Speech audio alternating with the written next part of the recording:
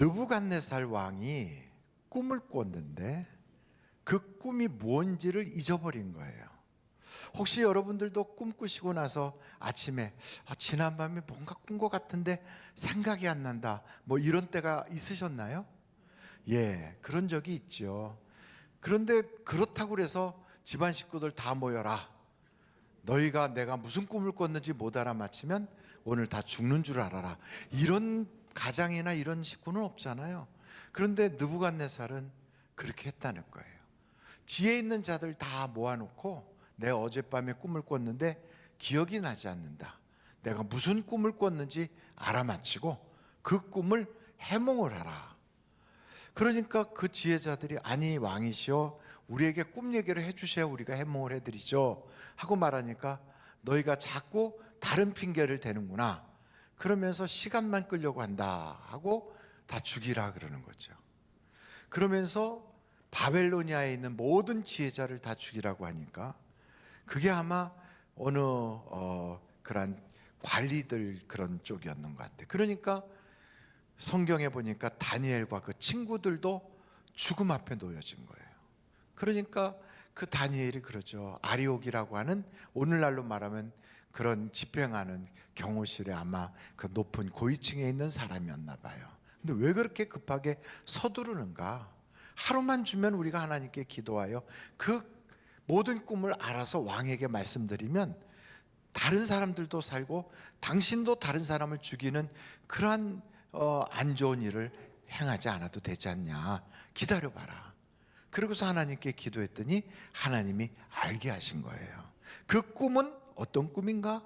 머리는 순금으로 되어 있고 가슴과 양쪽 팔은 은으로 되어 있고 배와 그리고 양 허벅지는 노수로 되어 있고 그리고 그 발목에서부터 그 종아리까지 있는 데는 철로 되어 있고 발은 저 발가락까지는 철과 흙으로, 진흙으로 되어 있는데 그 진흙과 철이 막 합쳐지려고 하는 그런 사이에 어디서부터 날라왔는지 모르는 어떤 돌이 와서 그 우상을 팍 쳐서 완전히 가루로 만들어 버리고 그 돌이 점점 커지면서 온 세상에 가득하게 되었다, 이런 꿈을 꾸셨지요 했더니 느부갓네살 왕이 맞다 생각난다 이러면서 깜짝 놀라는 거죠. 그러면서 그 꿈을 쭉 해석을 해준 거예요. 그래서 오늘 여기에 꿈에 대한 이야기들이 나오거든요.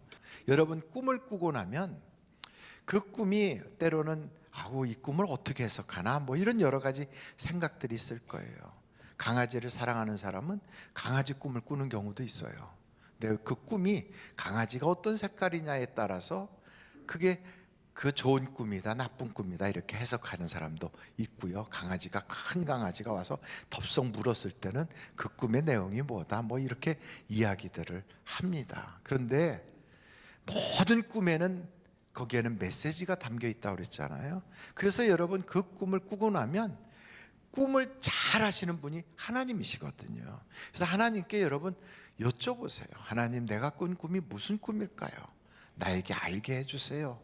그러면 하나님께서 그 꿈을 다 알게 해주세요. 한번 여러분 성경을 좀 보시면 좋겠는데요. 민수기서 12장 6절을 한번 보실까요?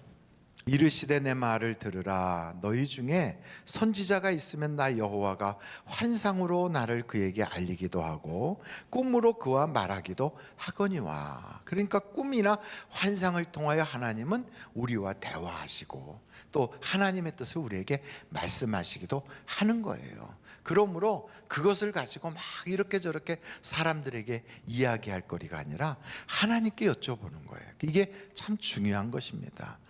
그리고 어떤 사람은 목사님, 내가 꿈에 돼지 꿈을 꿨는데 그거 좋은 꿈인가요? 이렇게 묻는 분도 계세요. 그런데 그런 얘기를 하면 옆에 있다가 야야야 가서 복권 사, 막 이러는 사람도 있어요. 그런데 믿는 사람에게 있어서 그런 꿈은 그렇게 썩 상스러운 꿈은 아니에요. 그냥 집에 돼지 같은 많은 더러운 것들을 다 기도로 몰아내라고 하나님이 알게 해주시는 경우도 있어요. 뱀이라든지 뭐 이런 꿈들을 보면 새나 뭐 다 그래요. 그러나 항상 그거는 그렇지는 않다. 그래서 꿈을 꾸게 되면 여러분 그 꿈에 대하여 하나님께 여쭤보는 게 가장 중요하다. 그리고 또 하나 꿈에 대한 이야기를 또 좀 더 말씀을 드리려고 하는데, 한번 여러분 예레미야서 23장이에요. 28절을 보시겠습니다. 같이 한번 읽어보실까요? 시작. 여호와의 말씀이니라. 꿈을 꾼 선지자는 꿈을 말할 것이요 내 말을 받은 자는 성실함으로 내 말을 말할 것이라. 겨가 어찌 알곡과 같겠느냐. 겨는 뭘까요? 꿈을 말해요. 알곡은 말씀을 말해요. 그러니까 알곡과 겨의 차이만큼 말씀과 꿈의 차이가 큰 거예요. 꿈이 굉장히 뭐 대단한 꿈을 뭐 용꿈을 꿨다, 뭐 내가 뭐 어떤 꿈을 꿨다 이런 얘기를 할지라도 그런 것보다도 더 귀한 건 말씀 한 조각을이라도 받아서 그 말씀을 내가 삶으로 살아드리는 것이 더 귀한 거예요. 그러므로 여러분 꿈이나 이런 것들은 다 하나님께서 우리에게 주시지만 사실은 하나님의 말씀이 왕성하게 기록되고 나타나기 이전에 주로 그랬어요. 성경도 보면 구약 성경과 신약 성경의 예수님의 출생 때까지가 꿈 얘기가 주로 많이 나와요. 요셉이 꿈을 꿨다, 동방 박사가 꿈을 꿨다, 뭐 이런 이야기들이 있어요. 근데 그 이후부터는 하나님의 말씀을 통하여 성령님이 이끌어 가세요. 물론 요엘서와 사도행전에 보면 성령이 우리에게 임하시면 나이 먹은 늙은이들은 꿈을 꾸고 젊은 사람들은 이상을 볼 것이다 그랬어요. 근데 그 꿈과 이상보다 더 귀한 게 있다면 하나님의 말씀이에요. 그러므로 여러분 말씀을 확실하게 붙잡을 수 있기를 간절히 바랍니다. 두 번째, 이 말씀을 우리가 오늘 다니엘서를 보면서 깨닫게 되는 게 있어요. 하나님은 영광 받으시기를 원하시는구나, 이걸 알 수가 있어요. 하나님께서는 이런 일들을 통하여 결국 어떻게 되느냐, 사람을 막 죽일 것 같고 막 그 느부갓네살이 완전히 미쳐가지고 모든 지혜 있는 사람들을 다 막 그렇게 막 살생할 것 같았는데 그건 순식간에 지나가 버리고 그걸 통하여 결국 하나님이 높아지게, 하나님이 영광을 받으시게 되더라는 거예요. 그러니까 여러분 우리가 세상을 살다가 사업의 어려움을 만나거나 인간관계에 여러 가지 고통을 겪거나 몸에 질병이 와서 그렇게 살 가망이 없거나 혹은 또 여러 가지 곤란함을 겪거나 또 우리의 삶에서 내가 이렇게 힘들 수가 있을까, 삶을 내려놓고 싶다 할 정도로 절망에 빠지는 그런 순간이 온다 할지라도 꼭 기억하십시오. 하나님은 그 모든 일을 통하여 뭘 받으시기를 원하신다? 영광 받으시기를 원하신다는 거예요. 그래서 우리가 현재의 상황을 보면 아이고 이것 가지고 무슨 영광이 돼, 하나님의 영광을 도리어 가리겠구만, 이런 생각이 들지라도 절대로 포기하지 마세요. 절대로 낙심하지 마세요. 절대로 스스로 좌절하지 마세요. 하나님은 능력의 하나님이시고요, 이 모든 걸 통하여 넉넉하게 영광으로 바꾸어 놓으실 수 있는 분이세요. 그러므로 여러분 그 하나님을 신뢰하세요. 그 하나님을 믿으세요.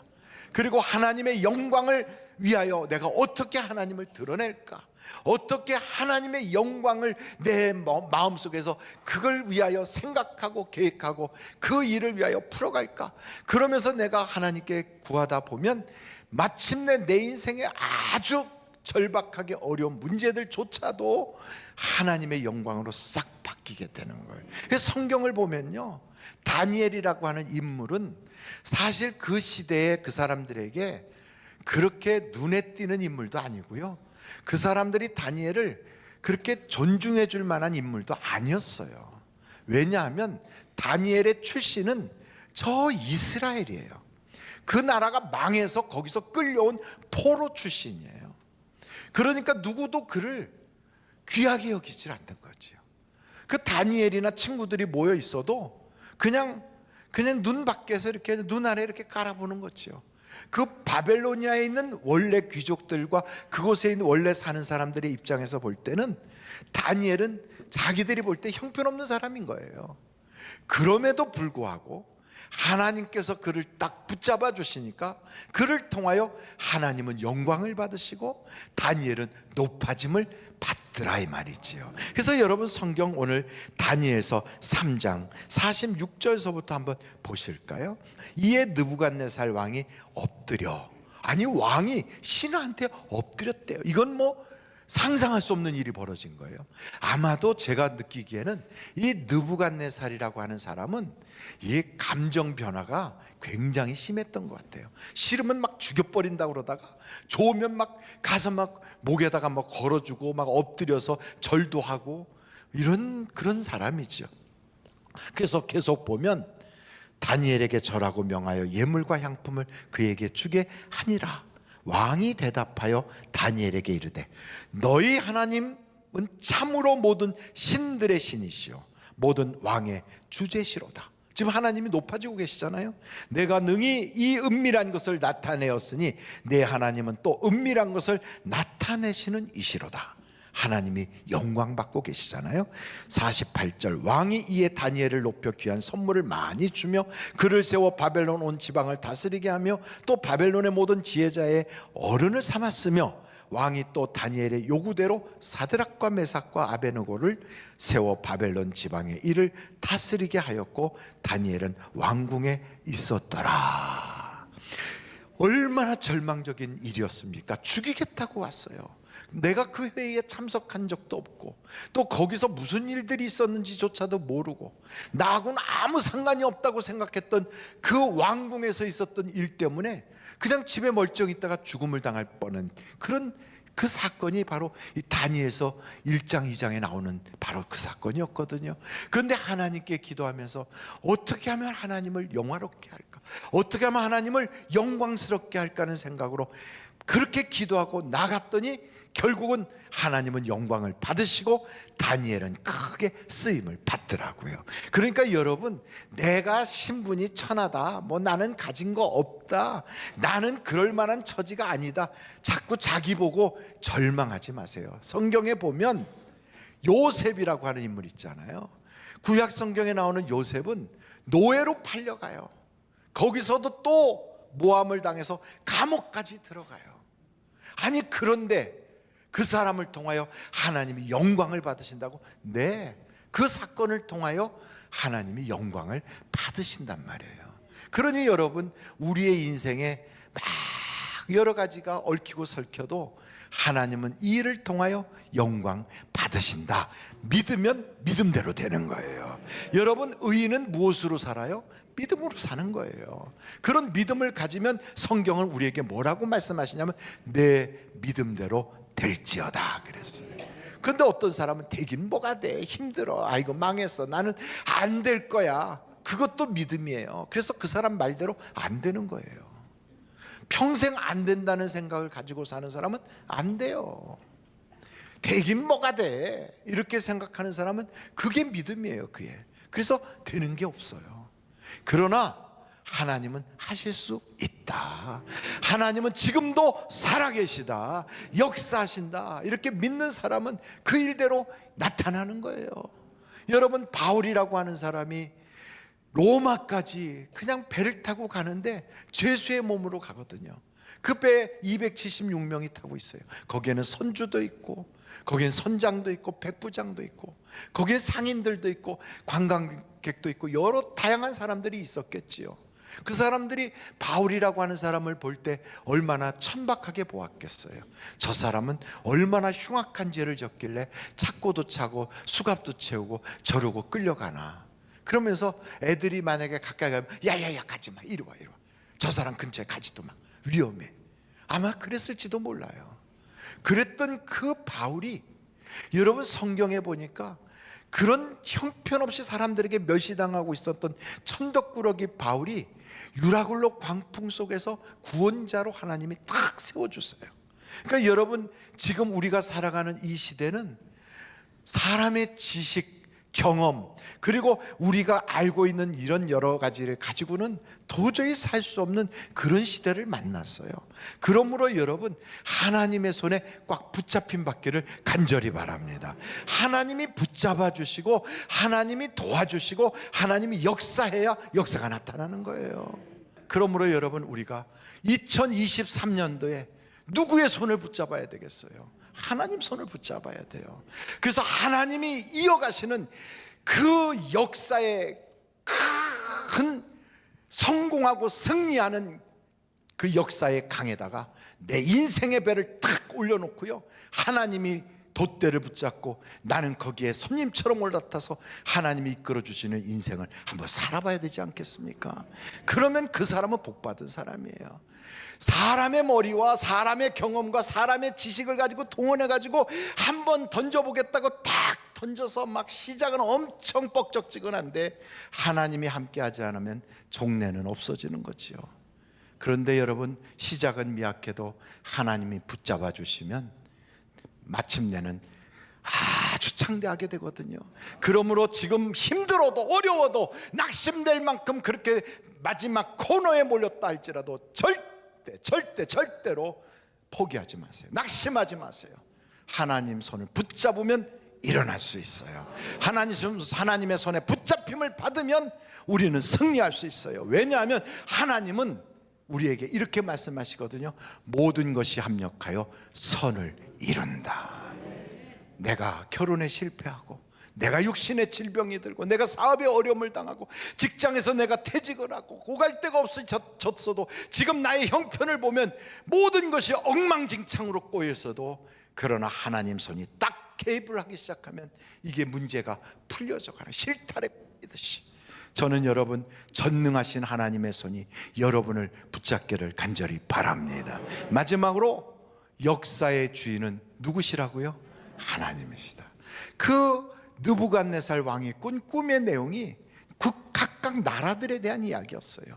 느부갓네살이 다스렸던 바벨로니아는 이 머리에 해당되는 순금과 같은 나라라면, 그 다음에 이어져 나오는 메대와 바사는 그 가슴과 양팔과 같은 나라, 그 다음에 나오는 마케도니아에서부터 시작된 그리스라고 하는 그 나라는 철과 같이 이렇게 강력한 나라, 그들이 또 나중에 저 인도까지 침략하여 다 페르시아를 정복하는 그런 나라가 되어서 페르시아와 이 아시아권과 유럽의 인종을 막 섞어가지고 헬레니즘 문화를 심어보려고 했던 진흙과 철을 막 섞어보려고 했던 그런 시대, 이런 시대가 쭉 가는데, 마침내 이 느부갓네살이라고 하는 사람이 나라를 다스릴 때는 BC 600년대쯤인데, 마침내 예수님이 BC 4년에 딱 이 땅에 오셨을 때 그 600년의 긴 세월에 대한 모든 것을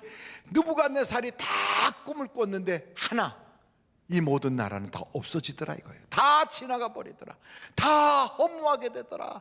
그런데 마지막 어디서 날라왔는지 모르는 돌멩이 하나가 그걸 부수더니만 이게 온 세상을 꽉 채우는 그런 나라가 되더라 하는 거예요. 여러분, 그 나라들 하나하나, 저 느부갓네살이라는 사람도 아수르를 멸망시키고, 그리고서 또 애굽과의 싸움에서도 크게 전쟁에 이기고, 그리고 바벨로니아의 아주 엄청난 나라를 만들었잖아요. 그런 사람이지만 그 나라도 결국 없어져요. 그 뒤에 이어서 여러분 또 그 다음에는 뭐 고레스 왕이 나오고, 무슨 뭐 다리오 왕이 나오고, 다 그런 대단한 인물들이 나오고, 나중에는 알렉산더까지 나와도요, 그 나라들 다 없어져요. 마지막에 끝까지 남는 건 하나님의 나라, 예수 그리스도의 나라인 걸 믿으시기를 간절히 바랍니다. 그 역사책을 우리가 보면요, 수없이 많은 나라들이 지나가요. 수없이 많은 역사적 인물들이 나타났다 사라져요. 그래도 다 없어져요. 그 어떤 사람이 그러더라고요. 로마에 가서 보고, 그리스에 가서 보고, 그리고 터키에 가서 보니까, 목사님 가서 보니까 세워진 돌, 굴러가는 돌, 넘어진 돌밖에 없어요. 다 돌만 있어요. 맞아요. 그 나라들의 유적은 다 돌덩어리밖에 없어요. 그런데 여러분, 이 세상에 없어지지 않는 오직 하나, 유일한 나라, 하나님의 나라, 예수 그리스도의 나라가 있는 걸 믿으시기를 간절히 바라며, 그래서 역사의 주인은 하나님이시란 말이에요. 우리가 그 하나님 앞에 언젠간 쓸 거예요. 그 앞에 딱 서는데 여러분, 우리의 한 모든 것을 가지고 그분에게 평가를 받을 거거든요. 그래서 그때 평가를 받을 때 영원하지 않은 건 다 소용없는 거예요. 우리가 예수를 믿잖아요. 그 믿는 믿음 위에다가 우리의 어떠한 야망, 우리의 업적, 우리의 그런 수고, 이런 모든 것들을 거기다 세워나가는 거예요. 이렇게 쭉 세워나가요. 그런데 이거를 하나님께서 마지막 순간에 불시험으로 싹 살을 때 없어지지 않고 남아있는 거, 그게 있는 사람은 면류관을 받고 그게 없는 사람은 상을 못 받는다는 거예요. 여러분, 성경 구절을 우리가 한번 볼 텐데 고린도전서 3장 10절서부터 한번 보겠어요. 내게 주신 하나님의 은혜를 따라 내가 지혜로운 건축자와 같이 터를 닦아두매 다른 이가 그 위에 세우나 그러나 각각 어떻게 그 위에 세울까를 조심할지니라. 이 닦아둔 것 외에 능히 다른 터를 닦아둘 자가 없으니 이 터는 곧 누구라고요? 우리 예수 믿는 사람들은 예수의 터 위에다 지금 세우는 거예요. 자, 12절 보겠어요. 만일 누구든지 금이나 은이나 보석이나 나무나 풀이나 짚으로 이 터 위에 세우면 각 사람의 공적이 나타날 터인데 그날이 공적을 밝히리니 이는 불로 나타내고 그 불이 각 사람의 공적이 어떠한 것을 시험할 것임이라. 만일 누구든지 그 위에 세운 공적이 그대로 있으면 뭘 받고요? 15절 보겠어요. 누구든지 그 공적이 불타면 해를 받으리니 그러나 자신은 구원을 받되 불 가운데서 받은 것 같으리라. 여러분, 불난 집에서 그냥 맨몸으로 뛰쳐나오는 것처럼 겨우 살아. 구원을 받는데 겨우 구원받는 거예요. 그렇게. 왜요? 하나님한테 보고할 거리가 하나도 없어. 다 없어져 버렸어요. 허상한 것, 허무한 것, 다 없어질 것에만 자기의 모든 걸 다 쏟아놨어. 남들이 볼 때는 엄청난 업적을 세운 것 같은데도 하나님이 보시기에는 하나도 가치가 없는 것들이에요. 영원하지 않은 건 다 허당이에요. 영원하지 않은 건. 그럼 목사님, 영원한 건 도대체 뭔가요? 여기 바벨로니아에 그 어마어마한 것을 세운 그 느부갓네살도 그것도 허당이다 이거예요. 여기 성경에 보면 뭐 알렉산더라든지 무슨 뭐 고레스라든지 엄청난 업적을 세운 것 같아도 그래도 이것도 다 허당이에요. 우리도 예수를 믿으니까 그나마도 예수님 때문에 구원은 받지만 주님께 보고할 거리가 없는 사람은 부끄러운 구원을 받는 거예요. 그럼 목사님, 어떻게 해야 영원한 그러한 상을 받고 영원히 남는 걸 가지고 가나요? 영원한 걸 찾아보니까 성경에 딱 나오더라고요. 고린도전서 13장 8절을 보시겠어요? 같이 한번 읽겠습니다. 다 같이 시작. 사랑은 언제까지나 떨어지지 아니하되 예언도 패하고 방언도 그치고 지식도 패하리라. 그러니까 사랑은 없어지지 않는다는 거예요. 예언도, 방언도, 지식도, 이런 은사들조차도 다 없어지는데 사랑만큼은 끝까지 간다는 거예요. 그래서 13절을 보면 거기에 이렇게 나와 있어요. 고린도전서 13장 13절. 자, 유명한 말씀이죠. 같이 읽겠어요. 시작. 그런즉 믿음, 소망, 사랑, 이 세 가지는 항상 있을 것인데 그 중에 제일은 사랑이라. 사랑이에요. 그래서 여러분, 우리가 이 세상 살면서 사랑으로 하지 않은 모든 것은 다 헛된 거예요. 헛된 거예요. 가족끼리도요, 우리가 살면 얼마나 살아요?